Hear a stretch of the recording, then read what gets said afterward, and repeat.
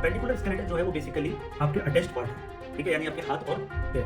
ये बात बिल्कुल क्लियर आपको समझ में आ रहा है। वर्टिब्रल कॉलम के सुपीरियर रीजन के साथ अटैच होता है और ये बनाता है एक जॉइंट, ठीक है। इस डायग्राम में आपको फेशियल बोन्स पूरी दिखाई गई है। फिर आती है आपकी हार्ड बोन की पोजीशन, आप यहाँ डायग्राम में देख लीजिए, आपको साफ-साफ दिखेगा।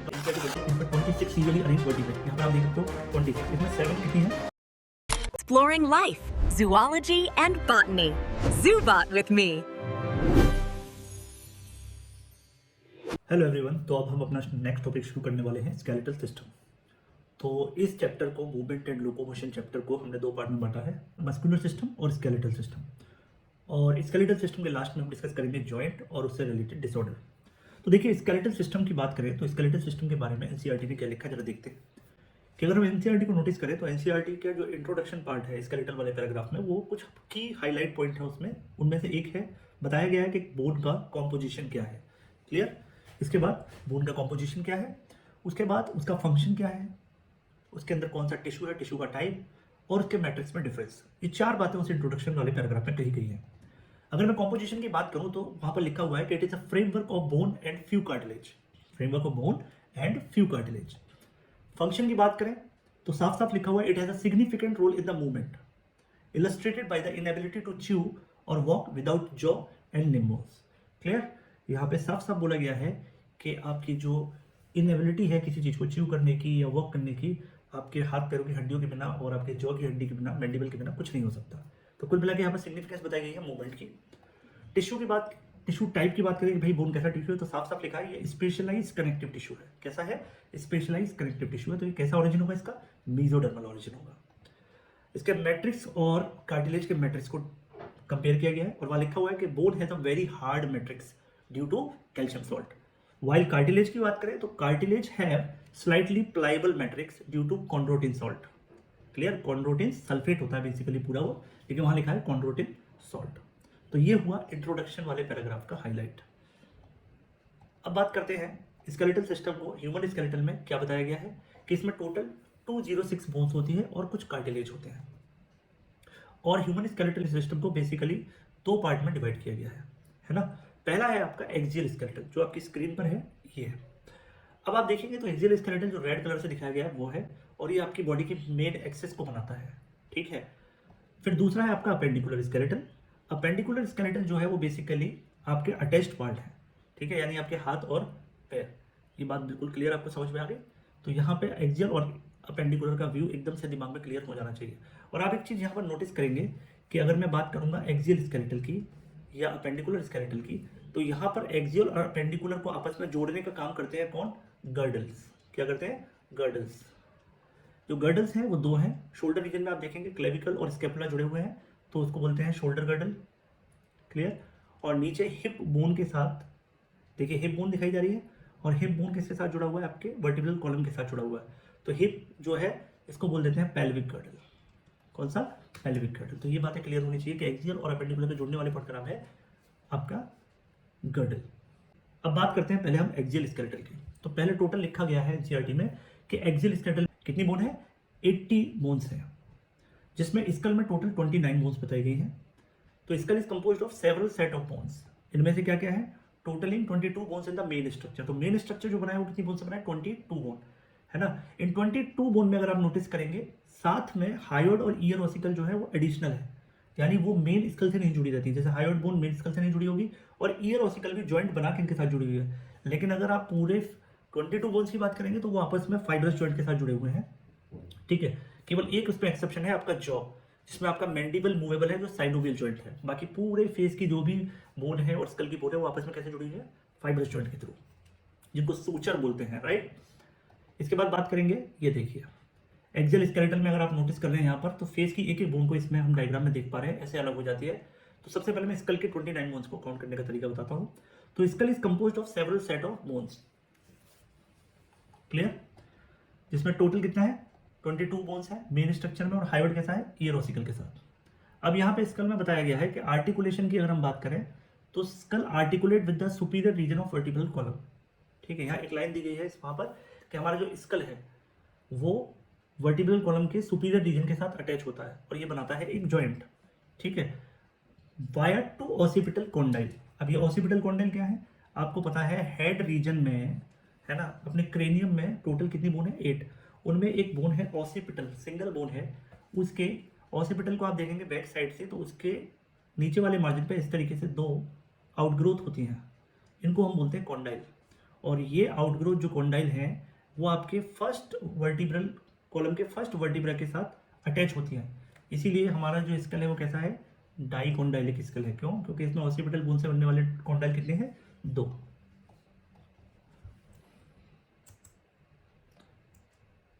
अब देखिए इनकी काउंट को जरा हम डिस्कस करते हैं। तो यहाँ पे साफ बताया गया है कि क्रेनियल बोन कितनी है आपकी? क्रेनियल बोन है आपकी 8।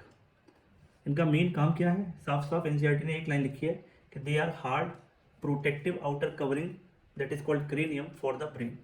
तो टोटल 8 बोन्स हैं। इनके नाम अलग अलग नहीं बताए हैं एनसीईआरटी ने, ठीक है, लेकिन फिर भी मैं आपको बता दूंगा कि इसका नाम क्या होता है। तो बेसिकली यहाँ पर आपको नाम याद रखने हैं। वो बेसिकली कौन कौन से नाम है उसके लिए ट्रिक होती है। पेस्ट ऑफ, ठीक है, यानी parietal, ethmoid, sphenoid, temporal, occipital, frontal, ये 8 बोन है, ठीक। फेशियल बोन होती है 14, ये आपके फेस के फ्रंट पार्ट को बनाती है, ठीक है। तो आपके फेस का, आपके टोटल फेस का अगर देखा जाए तो साइड और अपर पार्ट प्लस बैक, है ना, ये साइड, अपर पार्ट और बैक, ये किससे बनती है? क्रेनियल बोन से। और सामने का जो आपका जो ये फोरहेड है ये बनता है क्रेनियल बोन से। बाकी पूरा जो आपका चेहरा वो बनता है फेशियल बोन से। हायोइड बोन की मैं बात करूँ तो ये एक है, ये सिंगल यू शेप्ड बोन है at the base of buccal cavity. कहाँ पर? बकल कैविटी के बेस पर है ये बोन, ये साफ साफ यहाँ मेंशन है। फिर आपके ईयर ऑसिकल, ईयर ऑसिकल कहाँ होती है? ईयर में। तो आपके ह्यूमन के कान को 3 पार्ट में बांटा गया है, external ear, middle ear, internal ear. तो अगर ईयर ऑसिकल की पोजीशन पूछी जाए तो वो बेसिकली कहाँ पर है? मिडिल ईयर में। ये ध्यान रखने वाली बात है, ठीक है। एक्सटर्नल ईयर में क्या है? केवल एक ऑडिटरी आपकी कैनाल है, ठीक है, ऑडिटरी कैनाल है, एक्सटर्नल ऑडिटरी कैनाल बोलते हैं इसको। बाहर ये पिन्ना है, इसका मेन ईयर से कोई लेना देना नहीं है।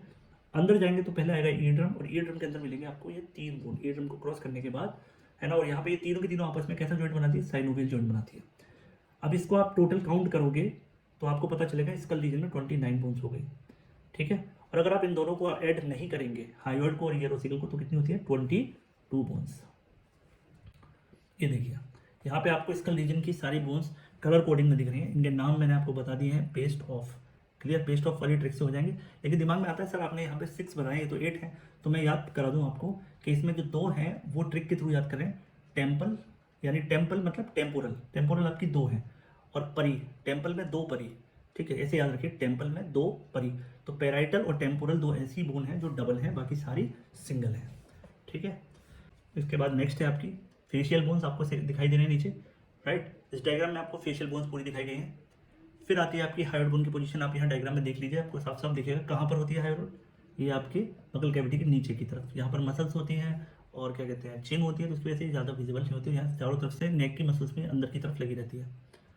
और ये हो गई आपकी ईयर ऑसिकल। तो पिंक कलर से टिम्पेनिक मेम्ब्रेन दिखाई जा रही है, ठीक है, यहाँ पर टिम्पेनिक मेम्ब्रेन है। इसके बैक साइड में ये मेलियस है, ये इंकस है और स्टेप्स है। कई बार एग्जाम में इनका ऑर्डर भी पूछा जाता है, तो आपको कभी भी फोन किसी का बज रहा है तो आपको बाहर से क्या सुनाई देती है? Miss call.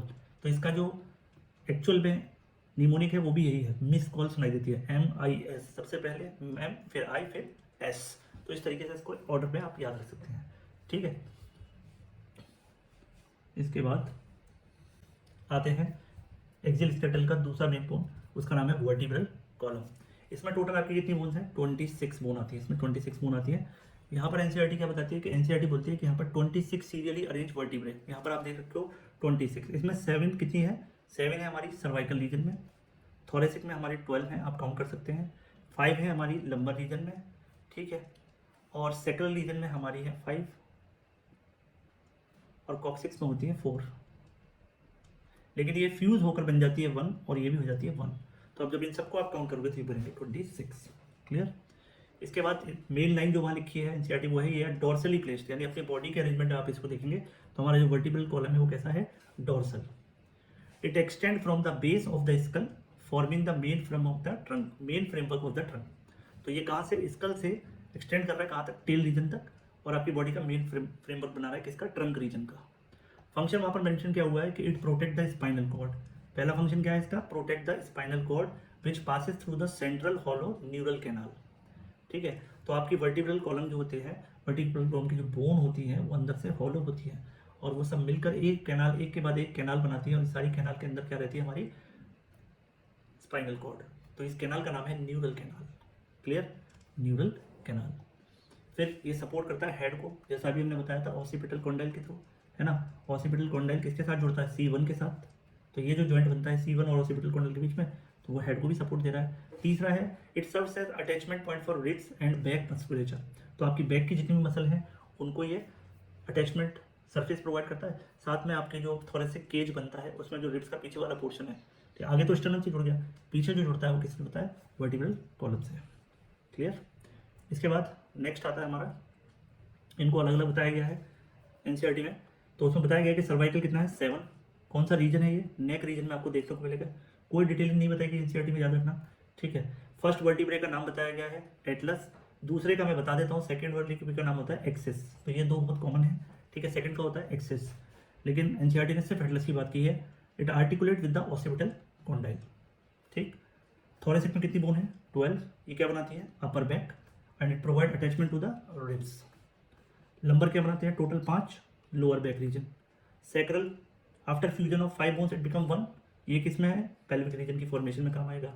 कॉक्सिजियल क्या बनाता है? Tail bone. तो टोटल कितनी बोन हो गई हमारी? 26 बोन। तो ये काउंट आपकी पूरी हो गई। तो उधर हो गई आपकी 29 और ये हो गई 26। क्लियर? चलिए अब देखते हैं, यहाँ आपकी स्क्रीन पर है सर्वाइकल रीजन। क्लियर है? 7। फिर आपके आ जाता है कौन सा रीजन? Thoracic region. फिर आपका आ जाता है लंबर रीजन। फिर आपका आ जाता है सैक्रल रीजन और लास्ट में आ जाता है आपका कॉक्सिजियल रीजन। तो इस तरीके से आपकी ये बिल्कुल क्लियर हो जाती है। फिर लास्ट में एक्सियल स्केलेटल की 80 काउंट करते समय हमें क्या मिसिंग है? 25 बोन्स मिसिंग है ना। हमारी 29 की हमें काउंट समझ में आ गई, 26 की काउंट समझ में आ गई। अब 25 बोन्स को देखते हैं। तो बेसिकली 25 बोन्स में मेरी सबसे पहले क्या है? Rib cage. तो rib cage is form by 3 structure. Thoracic vertebrae, अभी हमने वर्टिब्रल कॉलम में पढ़ा, थोरेसिक कितनी होती है? 12। दूसरा है हमारी रिब्स और आगे की तरह हमारा स्टर्नम। यहाँ पर आप डायग्राम में देख पा रहे हैं, ये जो रीजन है ये, ठीक है, ये है आपका स्टर्नम। तो यहाँ पर हम थोरेसिक वर्टिब्रे तो पढ़ ही चुके हैं कि ये अपना बैक रीजन में होता है। ठीक है। और काउंट कितनी होती है? 12। अब बात करते हैं स्टर्नम। स्टर्नम की बोन कितनी होती है? 1। कैसी बोन है स्टर्नम? Flat bone. ये एनसीईआरटी में मेंशन है। Location is very important, ventral mid line of the thorax. तो इसकी पोजीशन कहाँ पर है? वेंट्रली। जबकि थोरेसिक वर्टिब्रे की कहाँ है? डोर्सली। ठीक है। रिब्स कहाँ है? लेटरली। स्टर्नम कहाँ है? वेंट्रली। ये बात याद रखनी है। ठीक है। फिर इसके बाद मैं रिब्स की बात करूँ तो रिब्स कितनी है? 24। 24 क्यों? क्योंकि 12 राइट साइड में और 12 लेफ्ट साइड में है। तो ये भी थिन फ्लैट बोन्स है। तो आपके रिब्स भी कैसी बोन है? फ्लैट बोन्स है। डोर्सली ये अरेंज रहती है किसके साथ? अटैच रहेंगी किसके साथ? वर्टिब्रल कॉलम के साथ। और वेंट्रली अटैच रहती है स्टर्नम के साथ इनडायरेक्टली। यहाँ बहुत इंपॉर्टेंट बात याद रखनी है, इनडायरेक्टली क्यों? क्योंकि ये डायरेक्टली स्टर्नम से अटैच नहीं होती, बीच में होता है आपका कोस्टल कार्टिलेज। क्या होता है? कोस्टल कार्टिलेज, जो बाई नेचर क्या है? अपना हाइलिन कार्टिलेज। ये दोनों के बीच में अटैचमेंट बनाता है। Ribs are bicephalic. बाइसेफेलिक मतलब 2 articulation surface are present on its dorsal end. तो डोर्सल एंड पर ये किसके साथ अटैच होता है? वर्टिब्रल कॉलम पर। तो इस लाइन से हमें एक बात तो क्लियर हो जाती है कि जो रिब्स का बाइसेफेलिक वाला फंडा है वो कब कौन से एंड पर वैलिड है? डोर्सल एंड पर। अब देखते हैं क्या है उसमें फंडा। ये देखिए, ये आपका थोरेसिक वर्टिब्रे है। थोरेसिक वर्टिब्रे की ये स्पाइनस प्रोसेस है और ये आपकी ट्रांसवर्स प्रोसेस है। तो अगर ये आपकी रिब है, रिब को हम कोस्टा भी बोलते हैं, राइट। तो ये आगे की तरफ तो किसके साथ अटैच हो गई? आपके स्टर्नम की तरफ, है ना। यहाँ पर किसके साथ? स्टर्नम के साथ अटैच हो गई। और ये पीछे की तरफ जाके आप देखेंगे जहाँ पर एंगल होता है, इसका एंगल, है ना। तो एंगल से आगे इसमें क्या होता है? इसको ऐसे याद रखते हैं, हेड, नेक और ट्रंक, है ना। तो हेड रीजन तो बॉडी के साथ अटैच हो जाता है यहाँ पर। और जो टैंक है, ट्रंक मतलब ट्यूबरकल, ये जो आउटग्रोथ हो रही है ये होती है इसके ट्रांसवर्स। तो ट्रांसवर्स के लिए याद रखो TT, यानी ट्रांसवर्स प्रोसेस के साथ ट्यूबरकल, है ना, और हेड के साथ बॉडी, ये अटैच होगा। और कौन सा सरफेस है ये आपको क्लियर हो ही गया। ठीक है। नेक्स्ट आप इसको ऐसे भी देख सकते हैं कि जब हम सुपीरियर व्यू में देखते हैं अपने थोरेक्स के कट सेक्शन को, तो सामने की तरफ आपकी क्या है? स्टर्नम। ठीक है। और पीछे की तरफ यहाँ पर ये अटैच हो रही है, ये कौन सी जगह है? TT। तो ये ट्यूबरकल जो है किसके साथ अटैच हो रहा है? ट्रांसवर्स प्रोसेस के साथ, ट्रांसवर्स प्रोसेस के साथ। ठीक है। और ये जो रीजन है यहाँ पर, ये क्या है आपका बॉडी, ठीक है। बॉडी किसके साथ अटैच हो रही है, यहाँ पर हेड के साथ। तो ट्यूबरकल और हेड के बीच के रीजन को, इस रीजन को हम क्या बोलते हैं, नेक। तो इस तरीके से आपको याद हो जाएगा, ठीक है। इसी के साथ यहाँ पर हमारी 80 बोन्स क्लियर हो गई हैं, 25, 26, 51 और 29, 80। तो ये फंडा हमारा बिल्कुल क्लियर हो गया है। रिब्स, अब रिब्स को जो है वो क्लासीफाई किया गया है 3 क्लासेस में। देखिए आपके सामने स्क्रीन पर यहाँ दिख रहा है, ये रिब केज बना हुआ है पूरा। तो रिब्स के बारे में थोड़ा सा एनसीईआरटी ने बताया है। रिब्स 3 टाइप की है, जैसे ये है ट्रू रिब, ठीक है। ट्रू रिब्स अटैच डॉर्सली, कहाँ पर, dorsally to thoracic vertebrae and ventrally direct to the sternum via hyaline cartilage. और इसी हाइलिन कार्टिलेज का दूसरा नाम कोस्टल कार्टिलेज, क्लियर। इसको कोस्टल कार्टिलेज बोलते हैं, क्लियर। कितना है, 7 स्क्रीन पर आपको दिख रहा है। इसके बाद नेक्स्ट है आपका वर्टिब्रोकोंडल या फॉल्स रिब। ये कौन कौन है, पेयर नंबर 8, 9, 10। यहाँ आप नोटिस करोगे तो जो आपकी 8th, 9th, 10th रिब है वो किसके साथ अटैच हो रही है यहाँ पर, वो यहाँ पर आप ध्यान से देखिए, पिंक वाले को देखिए, ये 8th, 9th, 10th, ये अब सबके सब इकट्ठा होकर कहाँ जा रहे हैं, इस पॉइंट पर। यहाँ पर कौन है, 7। तो 7 के कोस्टल कार्टिलेज से अटैच हो रहे हैं, ना कि डायरेक्टली स्टर्नम से। बस यही बात याद रखनी है यहाँ पर, ठीक है। यहाँ देखिए, they do not articulate directly with the sternum, they join the 7th rib. किसके साथ, 7th रिब के साथ अटैच होते हैं with the help of hyaline cartilage. Last है आपका फ्लोटिंग या पेयर ऑफ 11, 12। पेयर नंबर 11, 12 यहाँ पर आपको ग्रीन कलर से दिख रहे हैं। ये सिर्फ पीछे की तरफ एक्सटेंड करते हैं, आगे तक नहीं आ पाते, लेकिन हाँ ये एक तरीके से आपकी किडनी को सपोर्ट करते हैं, ठीक है, उसको प्रोटेक्ट करते हैं। तो floating ribs do not attach ventrally with the sternum, but they attach dorsally with the thoracic vertebrae. Clear? They do not connected ventrally at all. बस इतनी सी बात आपको याद रखनी है। तो ये हमें 3 चीज़ें याद रखनी है कि रिब्स को 3 टाइप में क्लासीफाई किया गया है। इसी के साथ ये टॉपिक खत्म होता है, मिलते हैं नेक्स्ट वीडियो में। Thank you.